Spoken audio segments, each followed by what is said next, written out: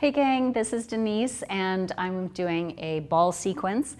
So what you'll need for this little sequence, which will be about 30 minutes, is an alpha ball and the small yoga tune-up balls. They can be in the tote. There are a couple things we'll use them in a tote, and then you'll use them one by one as well. So please feel free to spend more time than I do in any area that is really your hotspot area. But I'm going to be trying to move through this in real time with you, but as I say, you may need more time on certain things. So to begin with, I'm going to start with untoting a ball and working on my feet. I feel like working on the feet is just something we almost need to do every day. It's okay, I'll get it later. So we're going to start by using some of my favorite techniques on my feet, which are compress and relax. So this helps me kind of touch on many of the areas of my feet that may be tender. And you know, that can change from one day to the next depending on what you've been doing. Maybe you've been doing some hiking, maybe you've been at your standing desk for many hours or something like that. So I'm just pressing and releasing all over the surface of the bottom of my foot and just acquainting myself with some of the resistance and tenderness that might be there. And then after I've done several of these, I'm going to start using my foot actively. So I'm going to squeeze with my toes and spread them out. I'm going to compress and squeeze at the same time and spread them out. So you see, I'm not using this ball to release anything. I'm using the ball to actually help strengthen and improve my foot function. So now I'm going to grip the ball with my short toes and work with my great toe. Can you see how I'm lifting it up and down? If you're new to using the ball like this might be quite hard for you, but I've had a fair bit of practice. It was really hard for me at first, but I did develop a bit more dexterity with my great toe. Now I'm going to switch that up and press down with my great toe and lift my 4 short toes. They look kind of crippled when I do this, but the most important thing here is, can I get my great toe to function independently of the rest of my toes? Okay, so now I'm going to challenge that a little bit more. I'm actually going to bring my toe into its end of extension. Hold it there, that feels like a stretch right now, but now I'm going to push my toe into the ball. See how I'm squishing the ball? And I'm going to do that a few times. This again is really strengthening for my great toe. You can see it's lighting up the arch of my foot too. So I'm pressing and releasing with that a few times. And then I'm going to hold it, hold it, hold it, hold it, and relax. Then I'm going to try that with my toes. So I'm going to take them to their end of extension, my next 2 toes, and I'm going to push my toes into the ball, squeeze, squeeze, squeeze, and I might turn that off and on a couple of times. I find my toe, you know, the short toes don't have the same responsibility that the great toe has for guiding our foot and leg movement. So I'm pressing those last 2 toes down. This is so tricky. I can feel that in the arch of my foot really strongly. And then I'm going to release. All right, so it's kind of nice to wiggle out the toes after that. Now I'm going to put some shear into the arch of my foot. So it's not just a compression that I'm doing here. So what I'm actually trying to do is get some drag on this tissue under my foot. Can you see how my foot is blanching a little bit? So I've pinned the ball under my foot, and then I'm kind of pulling my foot this way. So I'm getting some blanching and dragging the tissue. When we drag the tissue like that, it's very stimulating for the cells in our connective tissues that secrete a very slippery fluid that helps our tissues slide and glide. And oftentimes when we feel stiff and tight, it's because we're not hydrating our tissues like this. And so this shearing that I'm doing here is really, really helpful for that.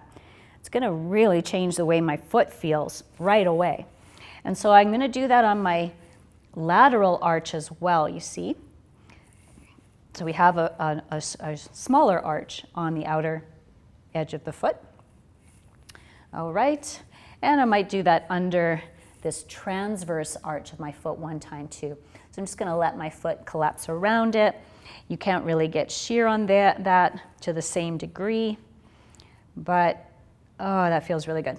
Okay, and now I'm going to flush it out with some longitudinal rolling. So just coming up and down a few times. But again, guys, if you really want to spend more time, and I always advocate for spending lots more time even, then please feel free to stop the video for a little bit and continue to work. So now I'm going to work on my other foot. All right, so remember, I want to get to know the surface of this foot. I can't take anything for granted. There could be totally different things going on with this foot. Okay, and I'm just compressing and releasing. And it always sounds funny when I talk about the balls, but my balls are well broken in. So they are maybe squishier than new balls would be. And as you could see, I was using yoga tune-up balls, which were developed by Jill Miller. And she's a genius, and I just really appreciate the kind of grippiness that these balls provide and just the right amount of give. I just think they're just perfect for this work. So after compressing, then I'm going to work with improving my toe function. So I'm spreading out my toes. That toe spread is very, very important to maintain, guys, for good foot function, which affects everything in your body. And then after doing that for several times, I'll hold the ball with my short toes and then start working with my great toe. I want my great toe to be really good at extending, like this position, and flexing down. So it becomes a really good pusher-offer as I'm walking. Up and down, and then I'm going to hold the ball with my great toe, press it down, and lift my short toes. So the thing I'm really trying to do is just get some independence, my great toe, from the rest of my toes. And then I work with the extension of my great toe. So I take it into its end range extension, and then I'm going to push. So it's better to do that straight on if you can, because you want your great toe pointing straight forward and functioning straight forward as much as possible, as much as you possibly can. Okay, I'm pressing and pressing and pressing and holding now. And then I'll do that with my next two toes. So I'm going to take them to their end range extension, and I'm going to push, push, push, push. This is making my toes stronger, strengthening the tissues as well. You might want to turn that off and on a couple of times. And then the last two toes, press, and off and on a couple of times, especially if it's super intense for you. Press, press, press. And then we'll go into doing some shearing now. Wiggle out your toes. And again, we're going into the arch of the foot here, and I'm trying to get, I'm compressing initially, but then trying to get some sideways pressure. You can see my tissue blanch. And then the next area, there is that area right about here that most people are going to feel pretty tender. So don't let that surprise you. It's okay, nothing wrong, but that tissue is subjected to quite a lot of tension. So it can be a little bit sensitive, that's all. And let's go to the other side, and we'll work on the lateral arch. All our arches serve to help the foot be a better spring for us, so that walking is less energetically draining. Okay, working with my transverse arch now. Very nice, and we'll do some longitudinal rolling now. This is a lot more gentle. You could even sit down and do this, but it's kind of a nice flushing stroke. That's how I think of it. Just kind of stirring up the circulation, and that completes our foot series, okay? And now we're going to go into working on the calves. So let's start with the balls in the tote. And we're going to be seated on our mats, or whatever you're seated on at home. It could be on the carpet or something like that. And we're going to just start to do some longitudinal rolling. So I've got my ball in my tote, and I'm just using my hands. I'm just doing some sliding here. Now, if that's just not available to you, you would just have to work in smaller increments. So I'm not lifting my seat at all, and I'm just sort of gently moving forward and back.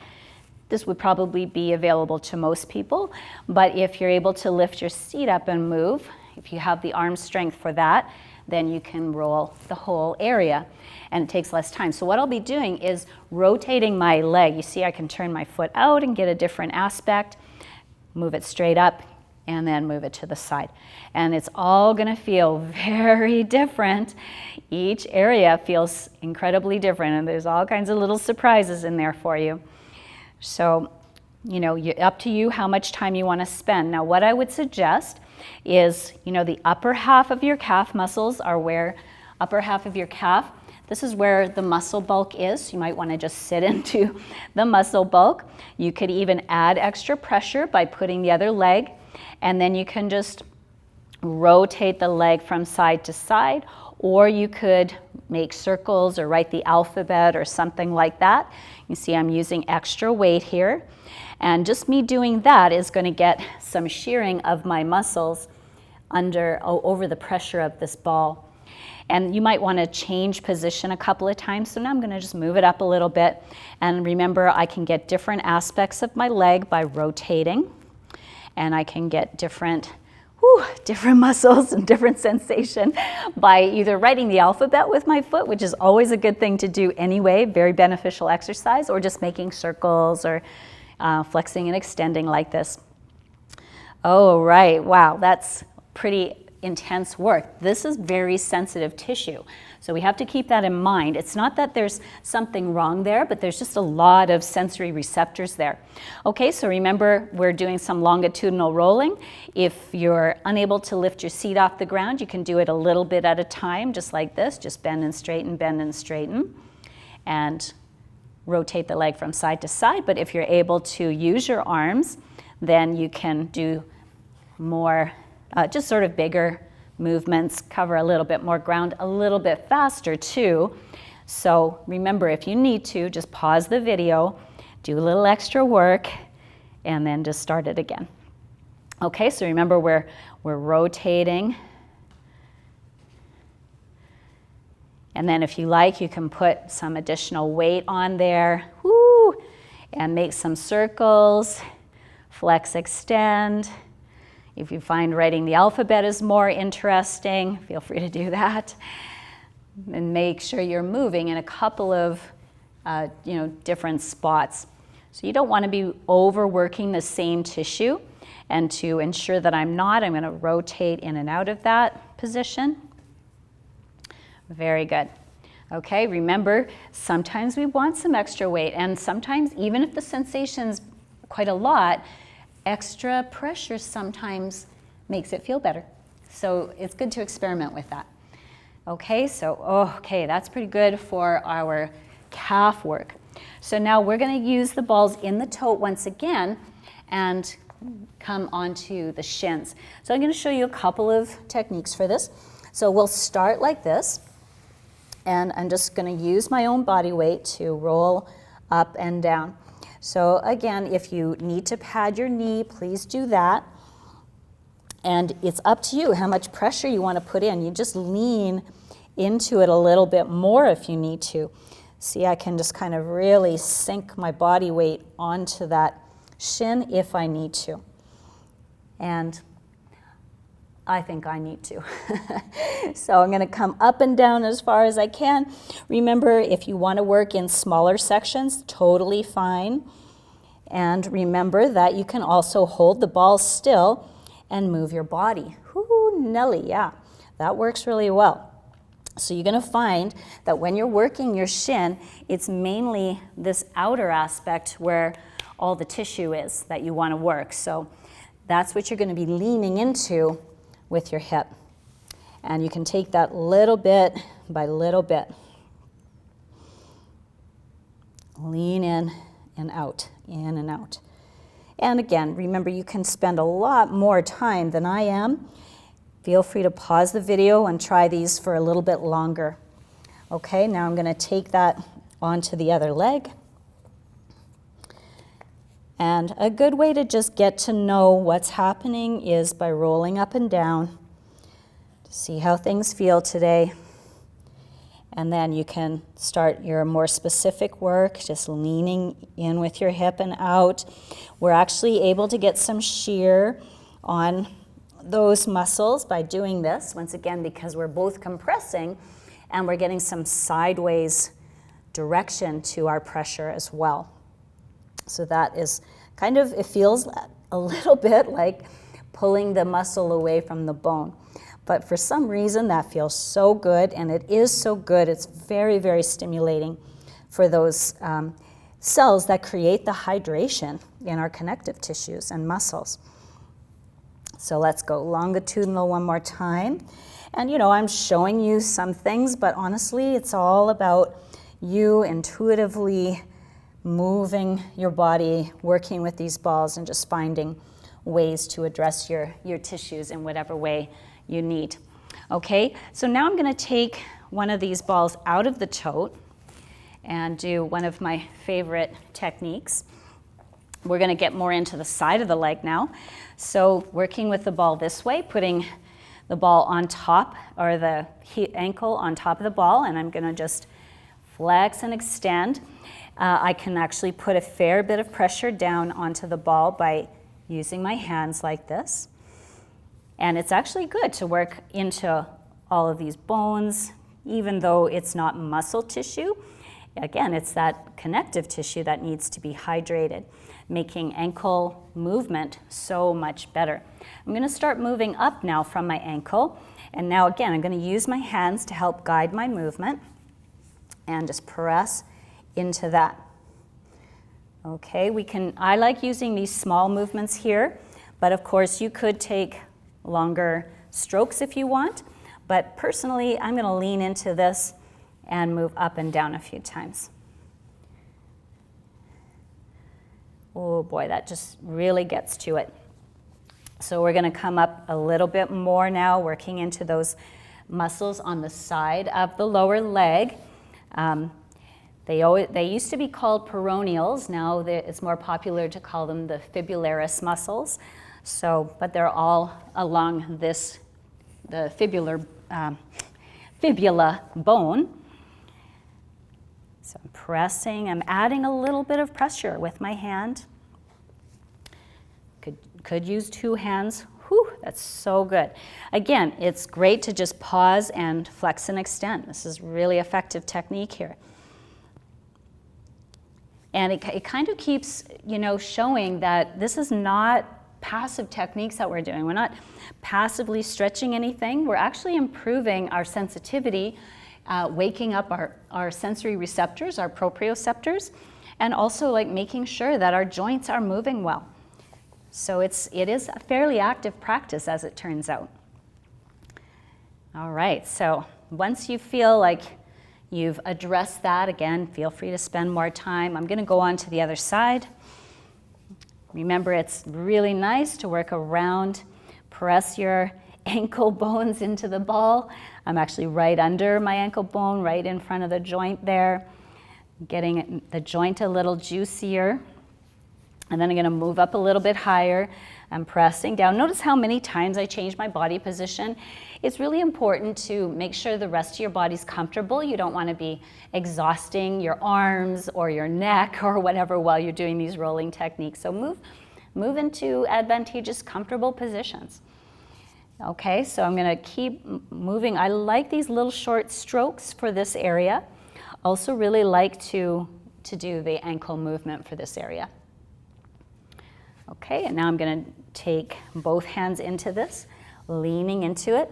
It does seem awkward at first, but after a while, you just need to keep practicing. This is one of those things that, you're not going to be born knowing how to do this. You have to give yourself a chance to practice and experiment. So important. And your tissues really benefit from a regular rolling practice like this. When you first start doing it, it could feel a bit intense. I sort of liken it to, using an electric toothbrush for the first few times. It just feels like, whoa, this is crazy. But after a while, that vibration, even if it's pretty strong, feels like, oh, it's no big deal. It's kind of the same thing here. But the interesting thing for me about rolling like this is, that sensation when I'm rolling seems to be less intense, but when I finish rolling, what is even more surprising is that it gives me better balance and function in my joints. So even though the sensation of the rolling is less, my sensory receptors are more alert and awake and helping me balance and helping me function better. So that's a huge benefit. Okay, so now we've done the side legs. We're going to use the small ball, and we'll go into lateral hip rotators. I'm really working on some of our hot spots today. So if you can feel your big hip bone here, right here, big hip bone, you're going to go just behind it, okay? So get into that. You're actually going to put your body right on top of the ball. I know the ball is probably disappearing into my tissue now. But once I let it sink into my tissue like that, behind that big hip bone, then I'm going to do this waving action. So for some people, you can do the same thing that I'm doing right now on the wall. You can bring the ball to the wall, sink it behind that big hip bone, and just lean your body into the wall. It's a lot less pressure, but you have really good control there. So if that's a really intense area for you and being on the floor like this is just way too much, feel free to try it on the wall, at least for an experiment. So as I keep waving my leg in and out like that, I'm actually changing the position of the ball just a little bit. So I started about here, and now I'm about here. Okay, so I've just kind of worked my way around that big hip bone. That is your greater trochanter, and you have a whole bunch of tendons that attach to that from some really cranky muscles that we often complain about, and that's probably what you're feeling when you're working here. So when we work on the tendons, it actually calms the muscle down quite a lot. So this is why we've started there. So, keep going with it all the way around that bone, and then when you feel like you've done so, you're going to just move a little bit more. So we were working here, now I'm moving here, so not very far away, same neighborhood, and then I'm going to roll up and down like this. So again, you can do this on the wall too, but I'm moving through several layers of muscles. This small ball has pretty, it feels like a kind of pointy pressure. It feels like, somebody's really strong thumb pressing through that tissue. If that's too much for you, feel free to use a larger ball. You could use the alpha ball, which is significantly bigger, but I prefer the small ball for this myself. But we all have our own level of sensation and what we're looking for there. Okay, so we're gonna work on the other side now. Okay, so taking the ball, finding my big bone, gonna work right behind it, and that's just where I begin. So it's good to let your body sink onto the ball for a moment. Do the waving action with your leg. And, after a couple of repetitions of that, then I move the ball just a little bit. It's like half an inch or a centimeter, not even, at a time. And you'll find, even if you move just a little bit, it changes the sensation quite a lot. Because, a tendon, these tendons are not particularly wide. So when you go off of one tendon and onto another, you're on a different muscle, and it's going to have a different level of sensation for sure.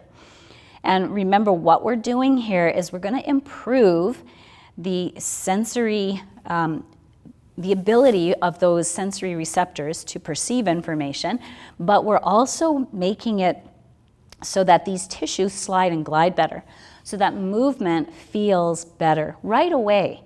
And that does not interfere with function, like a lot of stretching would eventually interfere with how our hips function. This is making them function better because they're going to have more information and the tissues are going to slide better. So we're not diminishing our function in any way. We're definitely boosting it. Okay, so now I feel like I have worked all the way around. I've worked from this starting position around the large bone. So now I'm going to move in a little bit and roll up and down. Okay, and that is going to feel amazing. Remember, you could be doing the same thing on the wall, and if you find a really hot spot, then I recommend you just sink onto it for a little bit. Just pause in what you're doing, take some deep breaths. It's a good communication with your nervous system that it's okay to relax everything's okay. There might be a lot of sensation, but it's not going to hurt you, okay? So breathing is very important while you're rolling. You want to keep your breath nice and regular, free-flowing. If you find that you're holding your breath, you're probably working either too deep, too aggressively, or you need to get off of whatever you're on. Maybe you're on a nerve or a blood vessel or something that doesn't feel good at all. Okay, so now I've worked thoroughly through all of those lateral hip rotator tissues. Okay, so I'm going to work on one more hot spot. We're taking it all the way up to the back of the skull now. You have the option at this point to use your alpha ball, in which case you could probably just lie straight down. Ooh, forgot about my mic. Let me get that out of there. So you could lie straight down, or you could put a block under your head and use something else. So let me just show you this. So with the block under the occiput, you can see that it gives me space to just do these little tiny movements. So I will begin at the very back, right in the center, and basically I would do little movements like this all the way around to this side, and then I would rotate my head over the ball in a no. So we start with yes, and then we work with no, and then we go and do that on the other side. Now, if you want to, you could do that with the small ball on the block, okay? So that would look a little bit different, not that much though. Excuse me. So putting the small ball on the block, again, you might feel like that's a lot more pressure, and then you're working with the no, or sorry, yes, yes, up and down, eventually working it, so you're going to be turning the head, working up and down, and then you'll work with no, rolling across all of those suboccipitals. Now, if you have not worked this before, or you haven't worked it for a long time, it's going to probably be sensitive. You know, if you've been on the computer a lot, it's probably going to be pretty sensitive, if you can see what I'm doing. So let me just show you one more time with the alpha ball. It looks very similar, so we were going at, and it's also fine to use your hand. I don't want to do that and block your view of what I'm doing, but you can see how I'm going with the yeses, and I'm eventually turning my head, and then I'm going to go with the no. And working that. And then, you know, feel free to stay on any one particular spot if you need to. Just rest into it and take some deep breaths. And then, you know, whenever you feel complete, you'll just move it over to the other side. Okay, working on the no, yes, nods, nodding yes, and then going into the no. I would recommend, you know, you're probably spending 5 to 10 minutes in each of these areas. It is possible to overwork an area, just so you're aware. You're not usually causing all that much damage, but just the same as what would happen if you had, say, a really deep tissue massage after not having massage for a long time. Your body would probably notice that bit more. You might even get a little, maybe slight inflammatory response or something. And you might have the same thing happen here. But usually within 24 to 48 hours, all of that would dissipate and you'd be absolutely fine. But what I would say about that is, you know, you solve that problem by doing the rolling, addressing these tissues a little bit more frequently. Okay, so that's our series for today. Of course, we haven't touched the whole body, and it's not possible to do that in a 30-minute sequence. So I'll be adding lots more sequences, and yeah, this is just sort of what we're doing today. All right, I encourage you to get on the ball again as soon as you can. It's always good for you, very down-regulating for the nervous system. It's going to help you sleep. helps address your tissues and helps improve function actually and improve the hydration of your tissues. So many bangs for your buck there, and hope you enjoyed, and I will see you next time. All right, bye for now, guys.